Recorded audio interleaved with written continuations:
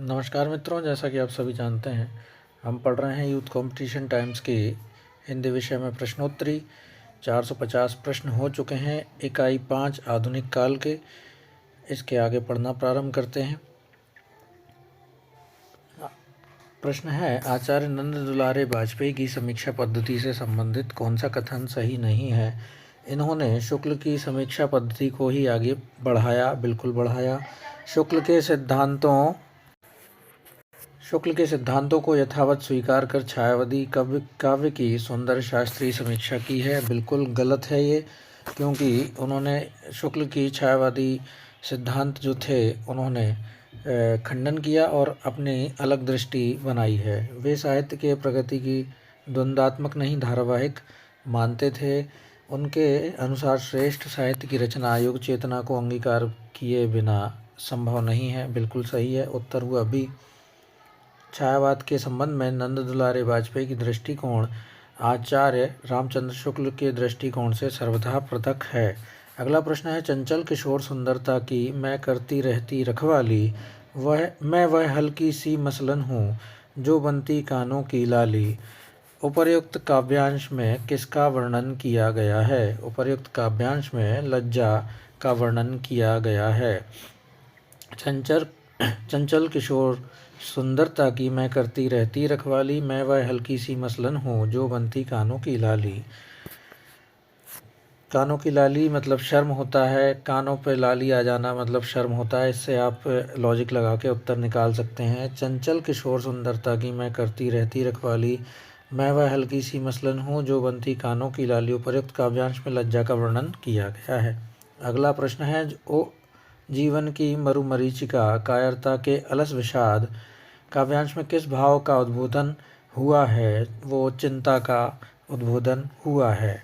अगला प्रश्न है, उज्ज्वल वरदान चेतना का सौंदर्य जिसे सब कहते हैं, जिससे अनंत अभिलाषा के सपने सब जगते रहते हैं। प्रस्तुत पंक्तियाँ कामायनी के किस सर्ग से उद्धृत है? तो यह लज्जा सर्ग से उद्धृत है। उज्ज्वल वरदान चेतना का सौंदर्य जिसे सब कहते हैं, जिससे अनंत अभिलाषा के सपने सब जगते रहते हैं। प्रस्तुत पंक्तियाँ कामायनी के लज्जा सर्ग में है। कामायनी की रचना जयशंकर प्रसाद ने 1935 में की। कामायनी एक महाकाव्य है। प्रसाद की अन्य रचनाएं हैं उर्वशी, वन मिलन, प्रेम राज्य, अयोध्या का उद्धार, शोकोच्छ्वास, बब्रुवाहन, कानन कुसुम, प्रेम पथिक, महाराणा का महत्व, चित्राधार, झरना, आंसू, लहर।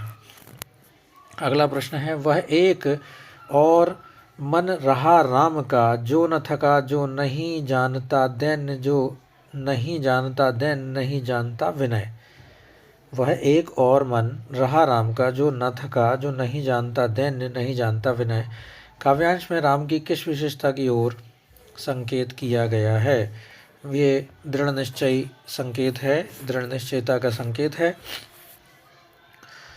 उपर्युक्त पंक्ति राम की शक्ति पूजा से ली गई है। राम की शक्ति पूजा 1936 में निराला की एक लंबी कविता है। अनामिका कविता संग्रह में संग्रहित है। इस कविता का मुख्य विषय सीता की मुक्ति और राम रावण का युद्ध नहीं है। सीता की मुक्ति मुख्य है, राम रावण का युद्ध नहीं है इसका उद्देश्य। अगला प्रश्न, राम की शक्ति पूजा कविता की प्रारंभिक पंक्ति क्या है? तो रवि हुआ अस्त, ज्योति के पत्र पर लिखा अमर। उत्तर होगा। इस कविता के लेखक सूर्यकांत त्रिपाठी निराला हैं। यह एक लंबी कविता है। इसका रचना काल 1936 है। निराला की अन्य रचनाएं हैं अनामिका, परिमल, गीतिका, तुलसीदास, कुकुरमुत्ता, अणिमा, बेला, नए पत्ते, अर्चना, आराधना, गीत गुंज, सांदिकाकली इत्यादि। अगला प्रश्न है, संसार का सारा कारोबार बच्चों को खिलाने पिलाने सुलाने आदि के लिए हो रहा है और इस महत्वपूर्ण कर्तव्य में भूल न होने देने का काम माँ नामधारी जीवों को सौंपा जाता है। यह किसका कथन है? यह महादेवी वर्मा का कथन है। माँ नामधारी जीवों को यह काम सौंपा जाता है, बच्चों को खाने पिलाने और सुलाने का। अगला प्रश्न है, जयशंकर प्रसाद रचित ब्रजभाषा की रचनाएं किस काव्य में संग्रहित हैं? चित्राधार में संग्रहित हैं ब्रजभाषा की रचनाएं। जयशंकर प्रसाद मूलतः खड़ी बोली के कवि हैं। खड़ी बोली में इनका प्रथम काव्य संग्रह कानन कुसुम है। इन्हें छायावाद के ब्रह्मा की संज्ञा दी जाती है। इनकी रचनाएं हैं उर्वशी वन मिलन प्रेम राज्य अयोध्या का उद्धार शोकोच्छ्वास बब्रू वाहन कानन कुसुम प्रेम पथिक महाराणा का महत्व चित्राधार झरना आंसू लहर कामायनी इत्यादि। अगला प्रश्न है चंपू काव्य उर्वशी के रचयिता कौन है? चंपू काव्य उर्वशी के रचयिता हैं जयशंकर प्रसाद। यह जयशंकर प्रसाद की प्रथम पुस्तकाकार रचना है। इसका प्रकाशन है 1909, जबकि दिनकर की उर्वशी 1961 में गीति नाट्य के रूप में प्रकाशित हुई। दिनकर की इसी कृति पर 1972 में ज्ञानपीठ पुरस्कार मिला है। किनको? दिनकर को। उर्वशी 1961 दिनकर की है और 1909 जयशंकर प्रसाद की है। कामायनी की प्रमुख पात्र इड़ा किसका प्रतीकार्थ है? इड़ा बुद्धि का प्रतीकार्थ है, मन का मनु है, हृदय का श्रद्धा है, बुद्धि का इड़ा है और मानव का कुमार है। अगला प्रश्न है यह कथन किसका है? कामायनी का महाकाव्यत्व असंदिग्ध है।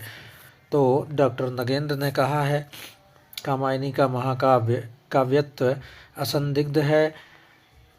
कामायनी का अंगिरस शांत रस है। इसका मुख्य छंद ताटक छंद है और कामायनी की प्रारंभिक पंक्तियां आल्हा छंद में रचित हैं। अगला प्रश्न है निम्नलिखित में कौन सी रचना जयशंकर प्रसाद की रचना नहीं है? तो रश्मि नहीं है, आंसू है, प्रेम पथिक है, महाराणा का महत्व है। उत्तर हुआ ए रश्मि। रश्मि महादेवी वर्मा की रचना है। जयशंकर प्रसाद एवं महादेवी वर्मा की प्रमुख काव्य रचनाएं इस प्रकार हैं। जयशंकर प्रसाद की है उर्वशी वन मिलन प्रेम राज्य अयोध्या का उद्धार शोकोच्छ्वास बब्रू वाहन कानन कुसुम प्रेम पथिक महाराणा का महत्व चित्राधार झरना आंसू लहर कामायनी इत्यादि। महादेवी वर्मा ने लिखी हैं निहार, रश्मि, नीरजा, सांदगीत, यामा, दीपशिखा, सप्तपर्णा। अगला प्रश्न है निम्नलिखित पंक्तियां कामायनी के किस सर्ग से हैं? नारी तुम केवल श्रद्धा हो, विश्वास रजत नग पगतल में, पीयूष स्रोत सी बहा करो जीवन के सुंदर समतल में। उत्तर हुआ यह लज्जा सर्ग से ली गई हैं। अब आप श्रद्धा के सब्जेक्ट मतलब श्रद्धा विषय जो शब्द है इसे देखकर श्रद्धा मत लगाइएगा, लज्जा सर्ग में है। अगला प्रश्न है कामायनी में किस दर्शन की अभिव्यक्ति मिलती है? तो कामायनी में शैव दर्शन की अभिव्यक्ति मिलती है। 15 सर्ग हैं। आचार्य शांति प्रिय द्विवेदी ने कामायनी को छायावाद का उपनिषद कहा है। इसमें समरसतावाद और आनंदवाद की उद्भावना हुई है। अगला प्रश्न है यह कथन किसका है? वस्तु विन्यास की दृष्टि से कामायनी को दुखांत रचना मान लेने से में कोई आपत्ति नहीं है। तो नंद दुलारे वाजपेयी ने कामायनी को दुखांत रचना माना है। अगला प्रश्न है निराला दार्शनिक कवि हैं, यह कथन किसका है? निराला दार्शनिक कवि हैं रामविलास शर्मा ने यह कहा है। रामविलास शर्मा ने निराला पे बहुत ज़्यादा कार्य किया है, शोधपरक बहुत काम किया है। यह कथन रामविलास शर्मा का आचार्य रामचंद्र शुक्ल के अनुसार बहुवस्तु स्पर्शनी प्रतिभा निराला जी में है। निराला की खोज औदात्य विद्रोह का कवि माना जाता है। निराला को छायावाद का शलाघा पुरुष भी कहा जाता है और छायावाद के महेश की संज्ञा भी दी जाती है, ये भी याद रखिएगा। शैव दर्शन के आनंदवाद पर आधारित रचना क्या है? शैव दर्शन के आधार पर कामायनी अभी पढ़ा हमने। यह 1935 में रचना की गई थी। एक महाकाव्य है, 15 सर्ग हैं। इनकी अन्य रचनाएं हैं उर्वशी वन मिलन प्रेम राज्य अयोध्या का उद्धार शोकोच्छ्वास बब्रू वाहन कानन कुसुम प्रेम पथिक महाराणा का महत्व चित्राधार झरना आंसू लहर। चित्राधार में ब्रज की रचनाएं संकलित हैं, ब्रज भाषा की। अगला प्रश्न है बच्चन जी की मधुशाला की विधा क्या है? बच्चन जी की मधुशाला की विधा काव्य है। इनके काव्य संग्रह हैं मधुशाला, मधुबाला, मधुकलश, निशा निमंत्रण, एकांत, संगीत, आकुल अंतर, सतरंगिनी, बंगाल का काल, हलाहल, मिलन, यामिनी इत्यादि। अगला प्रश्न है गंधवीथी के रचनाकार कौन है? गंधवीथी के रचनाकार सुमित्रा नंदन पंत हैं। इनकी अन्य रचनाएं हैं उच्छ्वास, ग्रंथि, वीणा, पल्लव, गुंजन, युगांत, युगवाणी, ग्राम्या, स्वर्ण किरण, स्वर्ण धूलि, युगपथ, लोकायतन, कला और बूढ़ा चांद, चिदम्बरा इत्यादि। अगला प्रश्न है छायावाद को मधुचर्या कहने वाले कौन हैं? छायावाद को मधुचर्या रामचंद्र शुक्ल ने कहा है। बहुत महत्वपूर्ण प्रश्न है, याद रखिएगा। छायावाद को मधुचर्या किसने कहा है? आचार्य हजारी प्रसाद द्विवेदी ने कहा है। विषय इसमें गौण हो गया है और कवि प्रमुख। किसने? छायावाद में डॉक्टर नगेंद्र ने छायावाद को स्थूल के प्रति सूक्ष्म का विद्रोह कहा है। हिंदी कविता में छायावाद द्विवेदी युग की नीरस उपदेशात्मकता और इतिवृत्तात्मकता के विरोध में आया। द्विवेदी युग के विरोध में कौन आया? छायावाद आया। नीरस उपदेशात्मकता और इतिवृत्तात्मकता के विरोध में आया। रामचंद्र शुक्ल ने छायावाद को मधुचर्या कहा है। अगला प्रश्न है, गा कोकिल वर्षा पावक कण पंक्ति किस रचनाकार की है? यह सुमित्रानंदन पंत की रचना है। गा कोकिल वर्षा पावक कण सुमित्रानंदन पंत की युगांत कविता की ये पंक्तियां हैं। बाकी श्याम नारायण पांडे की है। चढ़ चेतक पर तलवार उठा रखता था भूतल पानी को, राणा प्रताप सिर काट काट करता था सफल जवानी को। दुष्यंत कुमार ने कहा है, मत कहो आकाश में कोहरा घना है, यह किसी की व्यक्तिगत आलोचना है। दुष्यंत कुमार के संग्रह का नाम हमें भी पता है। उनकी रचना है साय में धूप, और साय में धूप के बाद में एक कंठ पुष्पाई भी उन्होंने लिखा है, जो कि एक गीति नाट्य है। नागार्जुन ने लिखा है, अमल धवल गिरी के शिखरों पर बादल को घिरते देखा है। अगला प्रश्न है, निम्नलिखित में से कौन सा सुमेलित नहीं है? अनामिका महादेवी वर्मा की रचना नहीं है। अनामिका निराला की रचना है। वीणा पंत ने लिखी है। झरना जयशंकर प्रसाद ने, सांतिका के लिए निराला ने लिखा है, और महादेवी वर्मा ने नीरजा लिखा है। अगला प्रश्न है, छायावाद को राष्ट्रीय जागरण की काव्यात्मक अभिव्यक्ति किसने कहा है? नामवर सिंह ने कहा है। छायावाद को राष्ट्रीय जागरण की काव्यात्मक अभिव्यक्ति राष्ट्रीय जागरण की काव्यात्मक अभिव्यक्ति नामवर सिंह ने कहा है। मानव अथवा प्रकृति के सूक्ष्म किंतु व्यक्त सौंदर्य में आध्यात्मिक छाया का भान मेरे विचार से छायावाद की सर्वमान्य व्याख्या हो सकती है। यह नंद दुलारे वाजपेयी ने कहा है। छायावाद स्थूल के प्रति सूक्ष्म का विद्रोह है, नगेंद्र ने कहा है। छायावाद मूलतः शक्ति काव्य है, रामस्वरूप चतुर्वेदी ने कहा है। अगला प्रश्न है, निम्न में से कौन सा सम्मिलित नहीं है? परिमल निराला ने लिखा है। दीपशिखा महादेवी लिखा है। पल्लव पंत ने लिखा है। प्रेम पथिक श्रीधर पाठक ने नहीं लिखा है। जयशंकर प्रसाद ने लिखा है। इनकी यह रचना प्रथमतः ब्रजभाषा में सन 1909 में लिखी गई थी, जिसका खड़ी बोली में 1914 में अनुवाद किया है।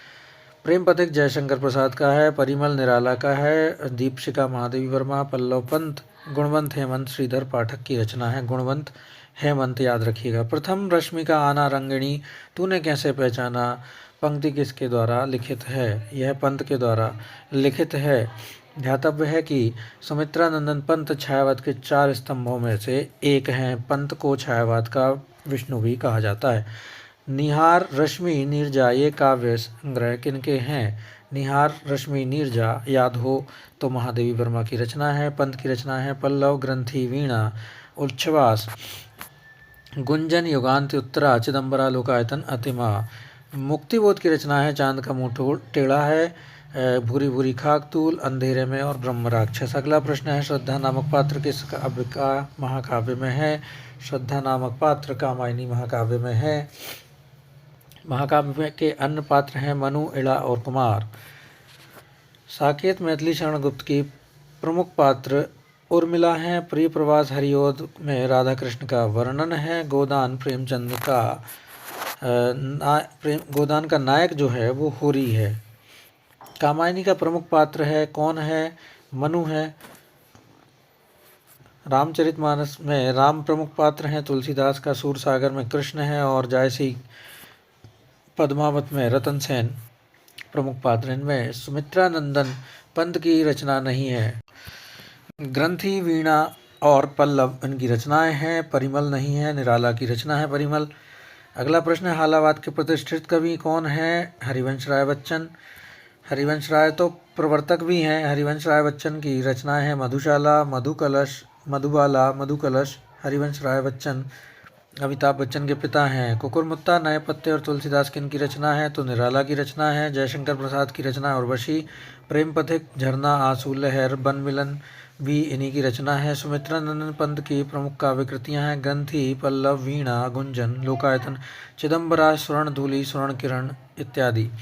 महादेवी वर्मा की रचना है निहार रश्मि नीरजा सांद गीत यामा। अगला प्रश्न है, प्रवासी के गीत के रचनाकार कौन है? नरेंद्र शर्मा प्रवासी के गीत के रचनाकार हैं। इनकी रचना है प्रभात फेरी, पलाश वन, मिट्टी और फूल, हंसमाला, रक्तचंदन इत्यादि। प्रवासी के गीत की रचनाकार नरेंद्र शर्मा। अगला प्रश्न है, गिरा हो जाती है सनयन, नयन करते नीरव भाषण, जैसे विरोधाभासी चमत्कार का सौंदर्य किस कविता में प्राप्त है? तो पंत की कविता में प्राप्त है। गिरा हो जाती है सनयन, नयन करते नीरव भाषण, जैसे विरोधाभासी चमत्कार का सौंदर्य सुमित्रानंद पंत की कविता में प्राप्त है। पंत की प्रसिद्ध रचना है पल्लव, ग्रंथि, गुंजन, चिदंबरा आदि। निराला ने जूही की कली, अनामिका, राम की शक्ति पूजा तथा गीतिका आदि ग्रंथ लिखे हैं। वहीं प्रसाद ने उर्वशी, झरना, लहर, आंसू तथा कामायनी जैसे काव्यों की रचना की है। जबकि महादेवी वर्मा ने यामा, नीरजा, नीर, निहार, रश्मि आदि रचनाएं लिखी हैं। अगला प्रश्न है, सूची सुमेलित कीजिए। जूही की कली हमारे निराला की रचना है। जूही की कली निराला की रचना है, तो 1 का 4 ठीक है। फिर उसके बाद नौका विहार सुमित्रानंदन पंत की है। नदी के द्वीप अज्ञे की है। और पुष्प की लगी अभिलाषा माखनलाल चतुर्वेदी की है। उत्तर हुआ ए। अगला प्रश्न है, किस अनुभूति की प्रधानता के कारण छायावादी काव्य को स्थूल के प्रति सूक्ष्म का विद्रोह माना गया है? तो यह स्वानुभूति की प्रधानता के कारण माना गया है सूक्ष्म का विद्रोह, स्थूल के प्रति सूक्ष्म का विद्रोह। छायावाद के काव्य के प्रमुख 4 स्तंभ किन्हें माना गया है? प्रसाद, पंत, निराला, महादेवी। उत्तर हुआ बी। छायावाद के बृहत्त्रयी में है जयशंकर प्रसाद, सूर्यकांत त्रिपाठी, निराला और सुमित्रानंदन पंत। छायावाद की लघुत्रयी में है महादेवी, रामकुमार और भगवती चरण वर्मा। तीनों वर्मा हैं, याद रखिएगा।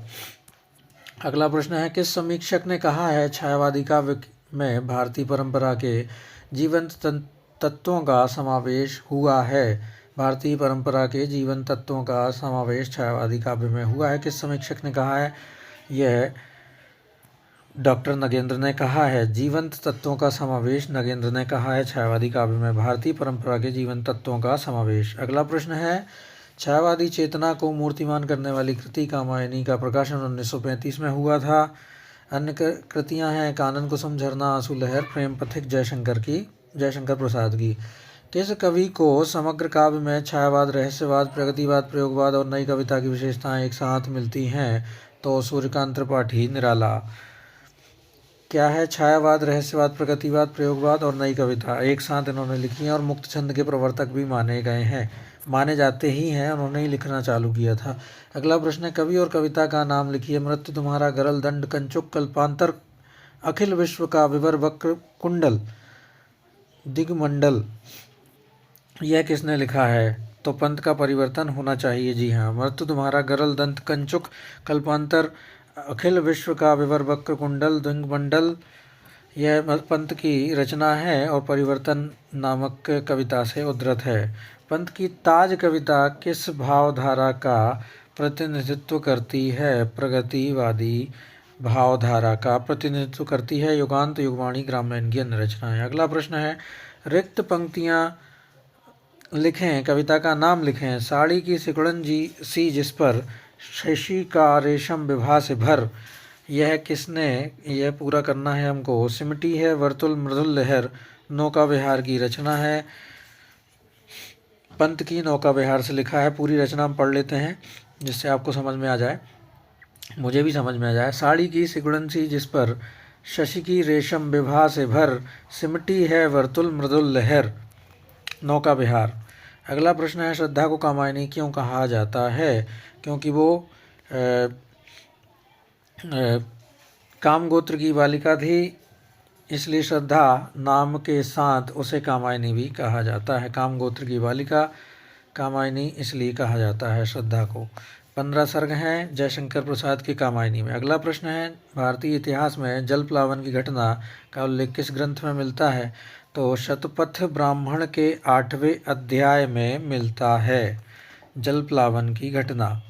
कामायनी में भी प्रारंभ में यही दिखाई देता है। अगला प्रश्न है, निराला की निम्नलिखित रचनाओं में से किस रचना को हिंदी का शोक गीत कहा जाता है? सरोज स्मृति को कहा जाता है। अनामिका में संकृत है और तोड़ती पत्थर भी इसी में संकलित है। और जूही की कली निराला की प्रथम कविता है। इन्हें मुक्त छंद का प्रवर्तक कहा जाता है। तुलसीदास में 101 छंदों के साथ लिखा गया खंड काव्य है। तुलसीदास जो रचना है वो 101 छंदों में रचित एक खंड काव्य है। 496वां प्रश्न है, प्रकाशन वर्ष की दृष्टि से सही क्रम क्या है? तो ग्रंथी आंसू यामा बेला। ग्रंथी सुमित्रा नंदन पंत 1920, आंसू 1925 जयशंकर प्रसाद की है। यामा 1940 महादेवी वर्मा और बेला निराला की 1946 में लिखी गई रचना है। अगला प्रश्न है, सुनकर क्या तुम भला करोगे मेरी भोली आत्मकथा, अभी समय भी नहीं थकी सोई है मेरी मीन व्यथा। सुनकर क्या तुम भला करोगे मेरी भोली आत्मकथा, अभी समय भी नहीं थकी सोई है मेरी मीन व्यथा। उपर्युक्त पंक्तियाँ निम्नलिखित में से किसके द्वारा रचित हैं? जयशंकर प्रसाद के द्वारा रचित हैं। बीन भी हूँ मैं तुम्हारी रागनी भी हूँ, दूर हूँ तुमसे अखंड सुहागिनी भी हूँ। महादेवी वर्मा ने कहा है। दुख ही जीवन की कथा रही, क्या कहूँ आज जो नहीं कही। सूर्यकांत त्रिपाठी निराला। निम्नलिखित अगला प्रश्न है, निम्नलिखित पुस्तकों में से किसकी भूमिका को छायावाद का घोषणा पत्र कहा जाता है? तो पल्लव की भूमिका को, सुमित्रानंद पंत के पल्लव को छायावाद का मैनिफेस्टो कहा जाता है। कामायनी को छायावाद का उपनिषद कहा जाता है। जयशंकर प्रसाद की रचना है। अनामिका एवं परिमल महाप्राण निराला की रचनाएं हैं। अगला प्रश्न है, श्रद्धा और इड़ा से संबंधित मुक्तिबोध के सही कथन कौन से हैं? श्रद्धा और इड़ा से संबंधित मुक्तिबोध के सही कथन क्या हैं? कामायनी पुनर्विचार इन्होंने लिखी थी, आपको याद होना चाहिए। मुक्तिबोध ने लिखी है। इड़ा का व्यक्तित्व सामाजिक सार्वजनिक महत्व से विन्यस्त है, सही है। श्रद्धा के पास कोई अपना सार्वजनिक जीवन नहीं है, सही है। इड़ा बुद्धिवाद का प्रतीक है।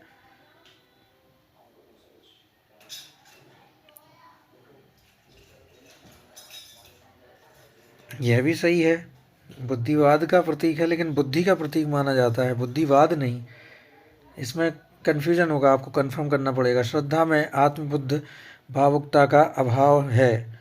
श्रद्धा हृदय जो है, आत्मबद्ध जो है भावुकता का, इसको आपको सही करके पढ़ना पड़ेगा, इसमें कुछ गलती है। या तो बुद्धिवाद को अलग माना है और बुद्धि को अलग माना है, तो इस हिसाब से आपको देखना पड़ेगा इसको। अगला प्रश्न है, निम्नलिखित में से जयशंकर प्रसाद द्वारा रचित काव्य है कौन सा है? तो तितली तो है ही, तितली लेकिन रचित काव्य नहीं है, उपन्यास है। जी हाँ, उपन्यास है। उर्वशी रचित काव्य है, ये भी गद्य चंपू काव्य है।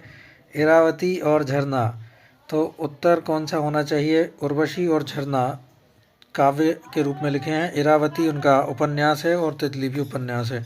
अगला प्रश्न है, आचार्य रामचंद्र शुक्ल के इन कथनों को संबद्ध कवियों से सम्मिलित कीजिए।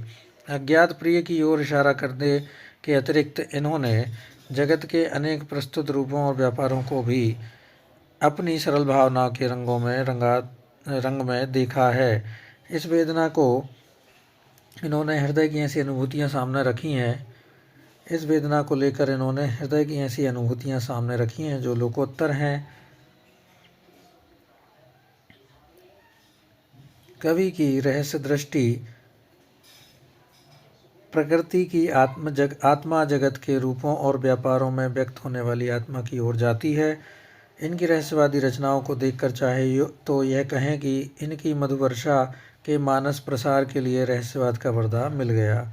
तो यहाँ पर हम डायरेक्ट उत्तर देखते हैं। अज्ञात प्रिय की ओर इशारा करने के अतिरिक्त इन्होंने जगत के अनेक प्रस्तुत रूपों और व्यापारों को भी अपनी सरल भावनाओं के रंगों में रंगा देखा है। सूर्यकांत त्रिपाठी निराला है। इस वेदना को लेकर इन्होंने हृदय की ऐसी अनुभूतियाँ सामने रखी जो लोकोत्तर हैं। महादेवी वर्मा है। कवि की रहस्य दृष्टि प्रकृति की आत्मा जगत के रूपों और व्यापारों में व्यक्त होने वाली आत्मा की ओर जाती है। सुमित्रा नंदन पंत, रहस्य दृष्टि प्रकृति की आत्मा जगत के रूपों और व्यापारों में व्यक्त होने वाली आत्मा की ओर जाती है। इनकी रहस्यवादी रचनाओं को देखकर चाहे तो यह कहें कि इनकी मधुवर्षा के मानस प्रसार के लिए रहस्यवाद का पर्दा मिल गया। तो ये थी मित्रों जयशंकर प्रसाद, इसका उत्तर होगा। तो यह था हमारे